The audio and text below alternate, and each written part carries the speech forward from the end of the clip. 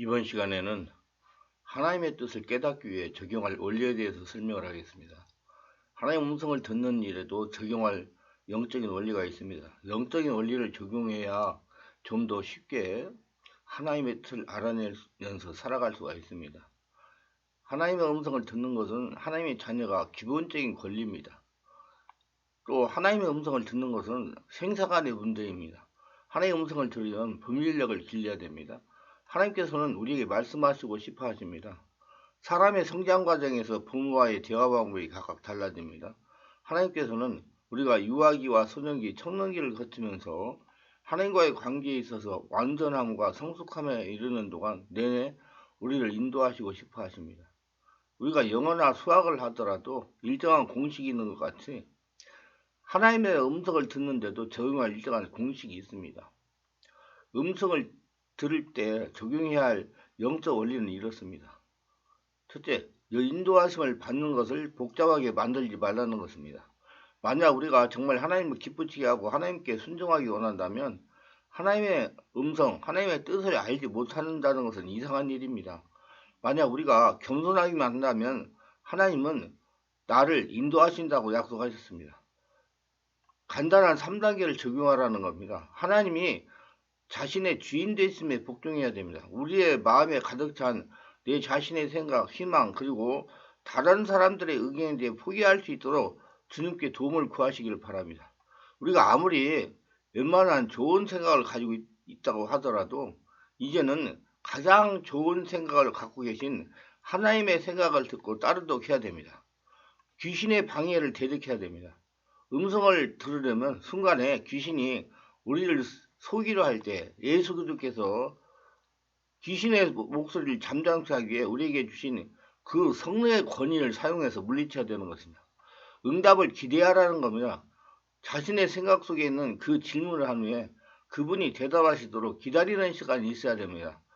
우리의 사랑하시는 하늘의 아버지께서 당신에게 말씀해 주시기를 기대하라는 겁니다. 당신이 하나님의 분명히 말씀하신다는 믿음을 가지면 하나님은 말씀하실 것입니다.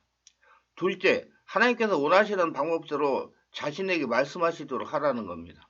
하나님께서 우리가 원하시는 인도방심의 방법에 대해 지시하려고 노력하지 말라는 겁니다. 하나님 꿈으로만 알려주세요 하지 말라는 얘기예요. 쉽게 말해서 우리는 그의 자녀일 뿐입니다. 하나님께서 원하시는 방법대로 우리에게 말씀을 하실 것입니다. 하나님의 뜻대로 꿈이나 환상이나 감동이나 음성으로 알려주신다는 말입니다. 그러므로 순종하는 마음을 가지고 하나님의 음성을 들어야 됩니다. 순종과 듣는 것에는 직접적인 연관이 있습니다. 하나님께서 나에게 말씀하실 것을 선택하실 것입니다. 하나님의 말씀을 통해서 또 이것은 나의 매일 성경 읽기 시간을 통해서 올 수도 있습니다. 깨닫게 하실 수도 있으며 아니면 특정한 성경 구절을 지시할 것이며 하나님이 모세를 부르실 때와 같이 들을 수 있는 음성을 통해서 부르실 때도 있을 것입니다.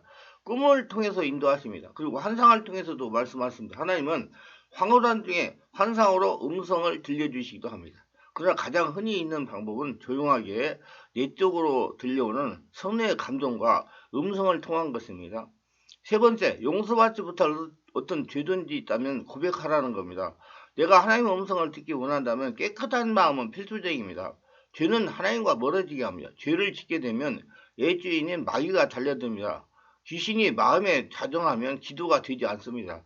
기도가 되지 않으니 하나님의 음성이 듣지 못하는 겁니다. 영의 상태가 되지 않기 때문에 하나님은 영이시니 우리가 성령으로 충만하여 영적인 상태가 되어야 교통이 가능한 겁니다. 무슨 죄든지 성령의 임재 가운데 회개하고 죄를 지을 때 들어와 있는 귀신을 죽게 하시기를 바랍니다. 귀신을 쫓고 성령으로 충만한 가운데 영어로 기도할 때 음성은 들릴 것입니다. 네 번째, 도끼무리 원칙을 사용하라는 겁니다. 열왕기하 6장에 있는 이야기에 나온 내용입니다. 내가 나아갈 방향을 잃어버린 것 같으면 하나님의 음성을 가장 마지막으로 들었다고 확신하는 그곳으로 돌아가라는 겁니다. 그리고 거기서부터 순종하라는 겁니다.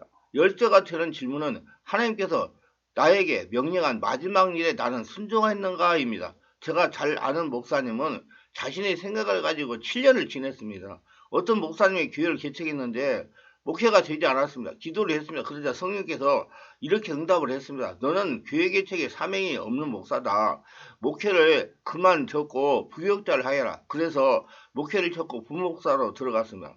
저에게 자신의 체험을 알려가지고 자기 같은 사람이 나오지 않게 해달라고 해서 여기에서 말씀을 드리는 겁니다. 하나님의 뜻을 알고 가야 됩니다. 그래야 돌아오는 수고를 하지 않습니다. 다섯 번째, 나 자신이 직접 인도함을 받아야 됩니다. 하나님께서는 다른 사람을 이용하여 나의 방향을 확인시킵니다. 그러나 음성을 내가 하나님께로부터 직접 드려야 됩니다. 나를 위한 하나님의 음성을 듣는데 다른 사람을 의지하는 것은 위험스러운 일입니다. 많은 그리스도인들이 하나님의 뜻을 구하고 음성을 듣는데 다른 사람의 도움을 받으려고 합니다. 그러나 최종 결정은 자신이 해야 됩니다. 하나님은 사람을 의지하는 성도를 싫어합니다. 하나님과 직접적인 관계를 맺으시기를 바랍니다. 하나님에게 기도하여 직접 인도를 받으라는 말입니다. 여섯 번째, 하나님께서 허락하실 때까지는 다른 이에게 내가 인도하심을 받은 것을 말하지 말라는 겁니다. 때때로 일은 즉시로 일어납니다. 그러나 또 기다려야 하는 때도 있습니다. 기다리는 주요 목적은 인도하심을 받는데 따르는 네 가지 함정을 피하기 위해서입니다. 첫째, 교만입니다. 하나님께서 무엇인가를 자신에게 말씀하기 때문입니다. 둘째, 추측입니다. 내가 완전히 깨닫고 이야기 전에 이야기함으로 생기는 오류입니다. 셋째, 하나님의 때와 방법을 놓치기 쉽습니다. 넷째, 다른 사람에게 혼란을 가져다 줍니다. 그럴 때 역시 준비된 마음이 필요합니다. 체험이 필요하단 말입니다. 거르사인의 지방에 귀신 들린 자를 구원할 예수님을 그 지방 사람들이 떠나라고 하는 것을 보면 이해가 될 것입니다. 그들은 한 영혼보다 자신들의 재산을 잇는 것을 더 중요하게 여겼기 때문입니다. 일곱 번째, 동방박사 원칙을 사용하라는 겁니다. 제 동방박사는 각각 별을 따라왔으나 그러던 동안 모두 똑같이 그리되기로 인도받는 것 같이 하나님께서는 때때로 둘이나 그 이상의 더 영적으로 민감한 사람들을 사용해서 하나님께서 당신에게 말씀하신 것을 확인하실 것입니다. 하나님의 음성을 듣고 따라가면서 계속적으로 음성을 들으라는 겁니다. 환경이 나타나는 보증의 역사도 확인하면서 따라가야 됩니다. 마귀는 어찌하든지 우리가 하나님의 음성 듣고 따라가는 것을 방해하기 때문입니다. 여덟 번째, 속임수에 대해서 조심하라는 겁니다. 유죄집회에 대해 들어본 적이 있습니까? 우리는 종이봉지를 유죄했다는 소리를 들어본 적이 있습니까? 없을 것입니다. 그 이유는 유죄할 가치가 있는 것만 유죄하기 때문입니다. 귀신은 그가 할 수 있는 한 하나님의 모든 것을 모조하려고 합니다. 귀신의 하수인들도 기적을 행한다는 겁니다. 예를 들면 정계, 광신술, 원수, 점성학 등을 통해서 미혹할 것입니다. 신접한 자들을 통해 가짜 인도하심을 나타낼 것입니다. 성령님의 인도하심은 나를 예수께로 가까이 이끌고 진정한 자유를 얻게 하실 것입니다. 사탄의 인도는 귀신의 인도는 하나님께로부터 우리를 멀어지게 하고 나를 속박할 것입니다. 진정한 인도하심인가를 시험해보는 한 가지는 내가 받았다고 생각하는 그 인도하심이 성령의 인도하심이 성경의 원칙을 따르고 있는가를 보는 것입니다. 성령님께서는 결코 하나님의 말씀에 어긋나도록 인도하시지 않습니다. 아홉 번째, 사람의 반대는 하나님께로 온 인도하심이 아닐 수가 있다는 것입니다. 제가 군에서 나와서 목회를 하겠다고 하니까 여러 사람들이 말렸습니다. 만약에 그때 제가 그 사람들이 말을 듣고 목회의 길을 접었더라면 지금 많은 환난과 고통을 당했을 것입니다. 저는 우로나 자로나 치우치지 않고 목회를 걸어왔더니 죽임에 이른 것입니다. 하나님의 인도를 받는데 사람에 의식하는 것을 절대로 금해야 됩니다.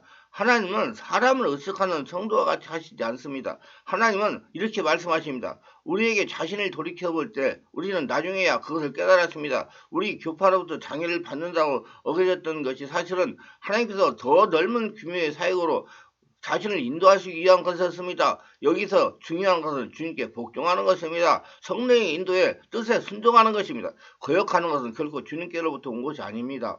그러나 때때로 주님은 우리를 나의 지도자로부터 잠시 곁으로 비껴서 있기를 원하실 때가 있습니다. 반항하기 때문이 아니라 하나님의 계획의 일부로서 말입니다. 하나님께서 나의 마음에 이 둘이 어떻게 다른지 알려주실 것을 기대하시기 바랍니다. 저도 목회의 길을 가려고 하는 많은 분들이 말렸습니다. 저는 사람의 말을 따르지 않고 하나님의 뜻을 따라와서 지금 영적인 복을 받고 있습니다. 만약에 그때 사람들이 말을 듣고 목회를 포기하고 다른 길을 갔다면 지금 방황하는 신세가 되었을 것입니다. 아마 세상을 떠났을지도 모를 일입니다.